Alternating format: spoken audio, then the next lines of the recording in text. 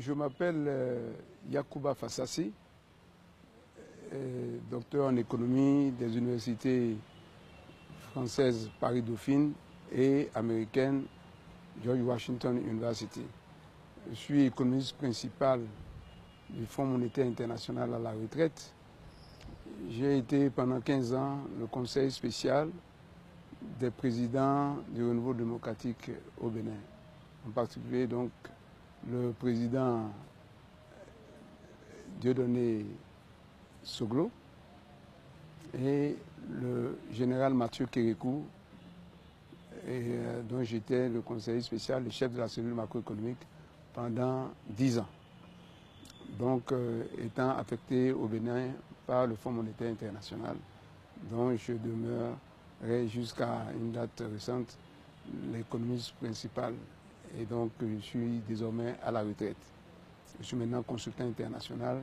J'ai écrit beaucoup d'ouvrages sur l'économie africaine, essentiellement sur l'intégration économique et monétaire ouest-africaine au sein de la CEDEAO.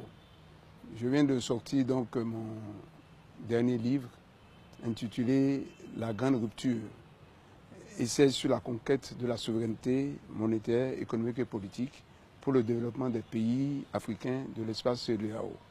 D'abord, je dois dire que le livre est un ouvrage bréviaire d'environ 800 pages. Donc, je vais choisir une des pages.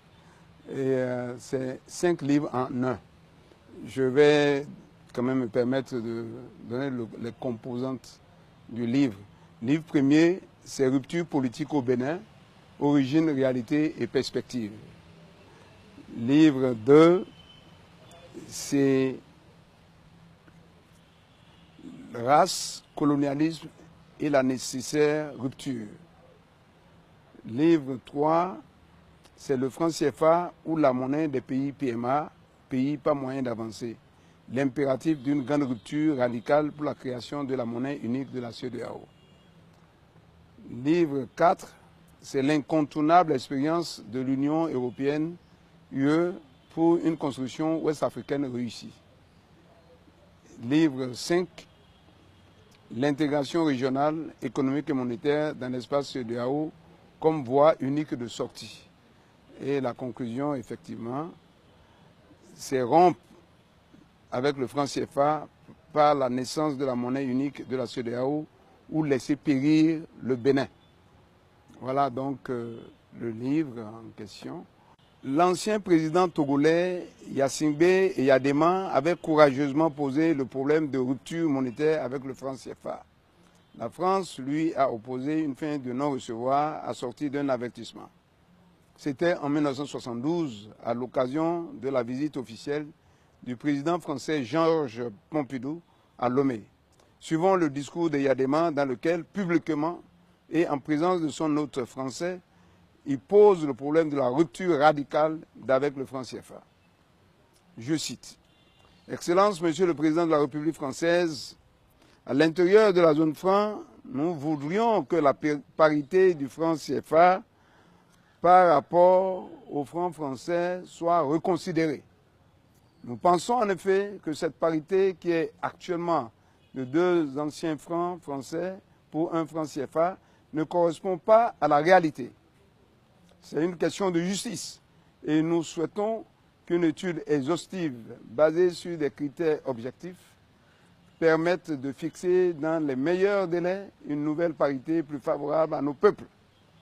Par ailleurs, il nous semble que le franc CFA doit accueillir davantage de personnalités dans la zone franc pour inspirer plus de confiance à l'étranger.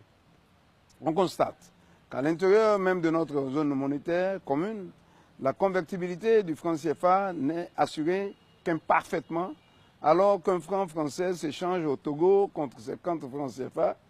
Les banques françaises continuent à échanger le franc CFA avec une certaine décote. Enfin, plus grave et plus gênant encore est le fait que, malgré la garantie apportée par le Trésor public français au franc CFA, celui-ci n'est pas accepté dans les pays européens. Ne parlons pas de l'Amérique, au même titre que le franc français. Le voyageur ou l'homme d'affaires togolais qui se rend à Bruxelles, La Haye, Luxembourg, Bonn ou Rome doit, avant son départ, se procurer le franc français ou autres devises étrangères. Il s'ensuit, en définitive, Monsieur le Président de la République française, que la plupart des opérations de l'État, comme celles des particuliers, entreprises, hors de la zone franc, s'effectuent en devises et qu'on est donc en droit de se poser la question, de savoir où est la garantie apportée par la convertibilité. Fin de citation. La question du franc CFA n'est pas une question technique, c'est une question politique. C'est une question de souveraineté. Dans toutes les constitutions des pays de la zone franc, en particulier le Bénin, dont je suis ressortissant, la souveraineté appartient au peuple. La souveraineté est l'essence même de la démocratie. Il est clair que quand les Français et les autres Européens devaient passer de leur monnaie nationale à l'euro, ils ont été consultés. Il y a eu référendum. Donc, la souveraineté, c'est quelque chose de très, très important. Alors, le livre en question n'est pas un livre qui s'attarde sur la question du franc CFA. C'est un livre qui, à l'instar des autres pays sur d'autres continents, essaie de montrer la nécessité pour les pays africains de la CEDEAO de se mettre ensemble pour faire sortir leur monnaie unique, comme l'Europe a sorti et créé l'euro. C'est dans ce cadre-là que le franc CFA va mourir de sa plus belle mort. Donc il ne s'agit pas d'aller contre le franc CFA, nous allons pour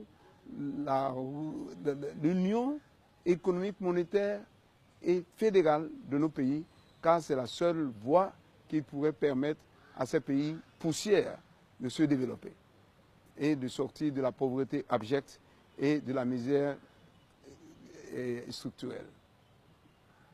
Mon inspiration, en fait, curieusement, vient de cette célèbre phrase du président Jacques Chirac, que je cite de mémoire, comme ça, en disant « L'argent qui se trouve dans notre portefeuille vient essentiellement de l'exploitation de l'Afrique. » Même si ce n'est pas exclusivement de l'Afrique, mais essentiellement de l'Afrique. Donc, il est grand temps, avant qu'il ne soit trop tard, que nous remettions aux Africains leur argent pour éviter des convulsions terribles aux dimensions politiques incalculables.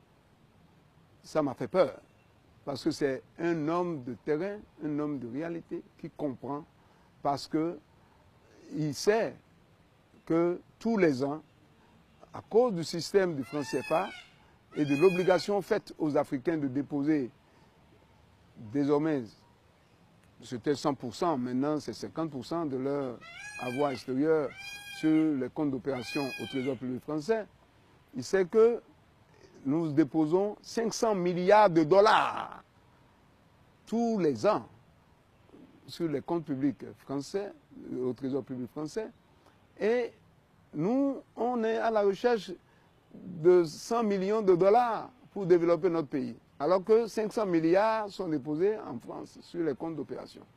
Donc, quand je vois autour de moi la misère ambiante, quand je vois la désolation, je vois la pauvreté, j'ai peur que la démocratie et tous les efforts que nous sommes en train de faire pour avancer dans le sens d'une société moderne en route vers le futur, ça risque d'être balayé un bon matin par la colère des populations qui sont les seules détentrices, n'est-ce pas, de la souveraineté.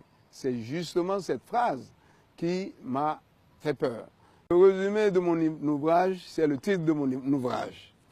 C'est un essai sur la conquête de la souveraineté monétaire, économique et politique pour le développement des pays africains de l'espace CEDEAO. C'est ça le résumé de mon ouvrage. Voilà. Donc, parce que c'est du dilatoire que de penser en termes de CFA, franc CFA. Non, on a dépassé. Le franc CFA, c'est une affaire, c'est une sorte de relique, c'est une monnaie de servitude, c'est une monnaie qui ne colle pas à la réalité démocratique qu'on essaie de construire dans nos pays. Nous sommes des colonies, il faut reconnaître l'évidence. Nous sommes des colonies. Aucun pays au monde, n'est-ce pas, jusqu'en 1972, la BCEAO était à Paris. Des années, presque 20 ans après les indépendances, c'est comme ça. Le gouverneur de la BCEAO, jusqu'à une date récente, avant Abdoulaye Fadiga, était un Français. Tout le comité de direction de la BCEAO était des Français. Et le Français Julien était le gouverneur de la BCEAO. Mon message, c'est que je demande à tous nos dirigeants de ne pas créer dans notre zone franc CFA ce que je pourrais appeler un désert de courage, un désert de ténacité, un désert de clairvoyance. Ils doivent savoir qu'ils ont été élus par le peuple et que le peuple veut recouvrer sa souveraineté. Je demande donc aux dirigeants d'avoir tout le courage. Ce n'est pas parce qu'il y a eu des événements passés où il y a eu des pères fouettards et autres qui ont terrorisé ou bien ont posé certains actes.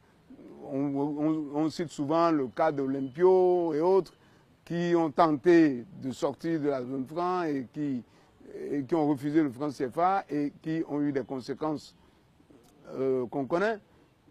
Il faut avoir le courage de savoir que si le peuple vous a élu, c'est pour sortir de la pauvreté. On ne peut pas sortir de la pauvreté si on est dans le franc CFA.